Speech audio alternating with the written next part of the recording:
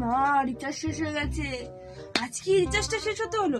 4 দিন আগে রাহুলের সাথে আমার ঝগড়া হয়ে গেছে। ওর থেকে ভালো হতো আমি ঝগড়া করে তারপরে রিচার্জটা করিয়ে বসতে পারতাম। এখন আমি কি করব? যাই মায়ের ফোন নিয়ে কথা বলি। ও জান, কি করছো? ও, তুমি কার ফোন দিয়ে ফোন করেছো? আসলে জান, আমি এটা মায়ের ফোন থেকে কল করেছিলাম। তোমার সাথে তো আমার ঝগড়া অনেক আগেই মিটে গেছে, কিন্তু আমার ফোনটা তো রিচার্জ শেষ হয়ে তো 4 দিন ধরে রিচার্জ শেষ হয়ে গেছে, তো কি বসে আছো? হ্যাঁ, আরে না না না না না, তার জন্য না, তার জন্য তুমি তো জানো মা আমাকে হাত খরচার কোনো টাকা দেয় না। তার মধ্যে মা ফোনটা চাইছে, আমি এবার দিয়ে দিই। আরে জান, কাঁদো না কাঁদো না।